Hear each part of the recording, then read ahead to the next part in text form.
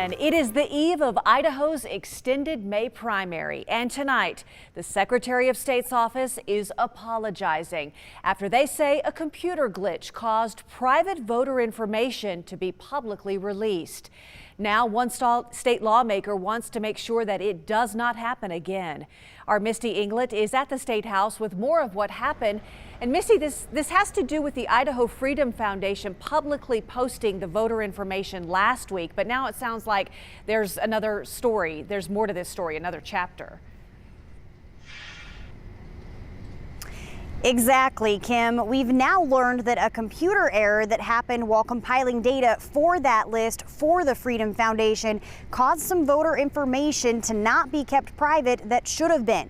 The Secretary of State's office says this is the first time an issue like this has ever happened, and it's doing all it can to resolve the issue. Essentially, what I want to know is what happened. We understand what the result was. We don't understand how that happened or how it might be prevented again in the future. Representative Greg Cheney wants answers. Answers to why some Idaho voter information that was supposed to remain private went public. Complying with a public records request, the Secretary of State's office provided a list of registered Idaho voters to the Idaho Freedom Foundation and 8 other organizations. That list, legal by the way, includes voter names, addresses, and party affiliations.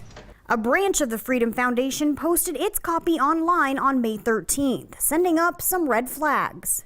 Your address, if you're a registered voter, is public record.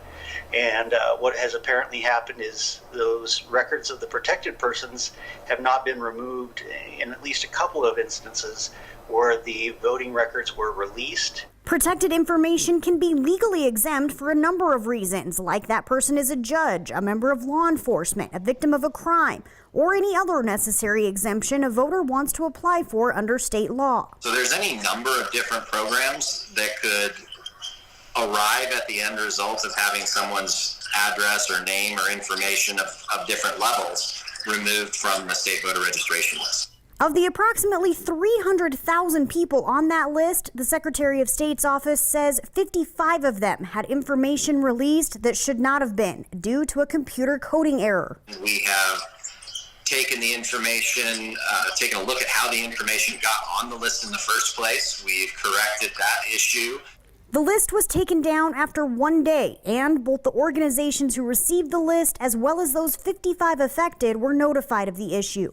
Both Representative Cheney and the Secretary of State's office are hoping this will spark a larger discussion.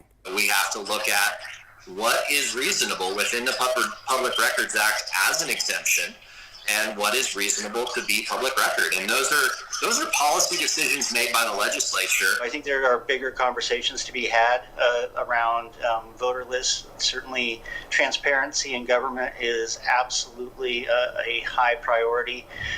I think that maybe there are some processes that we may end up looking at.